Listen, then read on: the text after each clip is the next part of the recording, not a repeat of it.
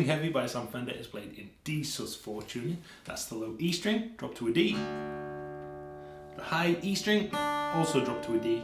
And the B string, drop to an A. The live version is a further half step down for every string. The song is actually based around 3 chords, an E minor chord, a G chord and a D chord, but because we're in this D sus4 tuning, the chords are slightly different here. So for the first chord, the E minor 11 chord, got first finger, second fret, the low E string, and we've got third finger on the 4th fret, the D. The rest of the strings are open except for this A string, which is muted between these 2 fingers. For the strumming here, we're just going to strum down, down, up, 1, 2, and then we're going to go to our second chord, which is a G sus2 chord. We have the first finger here on the 5th fret of the E and the A strings, muting the D, and then the high G, B and E strings are open. This is quite a tricky chord to kind of put down accurately. You have to get used to bending the finger slightly out as you fret in there. And the strumming is the same here, down, down, up. 3, 4, and. Okay, so the E minor, 1, 2, and. Finger up, 3, 4, and. So the G sus2. So E minor 11, 1, 2, 3, 4, and.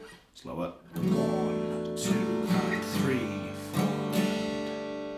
Then we're going to go to a D5 chord. For this shape, all we need is the first finger on the 2nd fret of the G string. We have the open D, B and E strings. The strumming here is slightly different to the other 2 chords. It's down, down, up, down. 1, 2, and 3, and 4. Down, down, up, down. So slowly we have the E minor 11, down, down, up to the G sus2, down, down, up. We go to our D5 chord, down, down, up. Time, E minor, G sus2, and the D5 chord. Sometimes Sam will add the 2nd fret on the high E string as a kind of melody note on this chord too.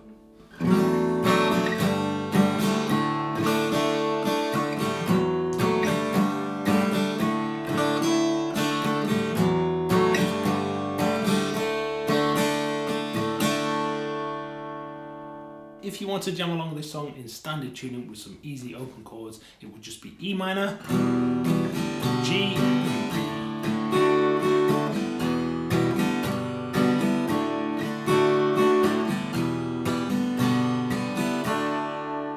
For more Sam Fender tutorials, please check out this link here. Thanks for watching, happy practicing, and take care.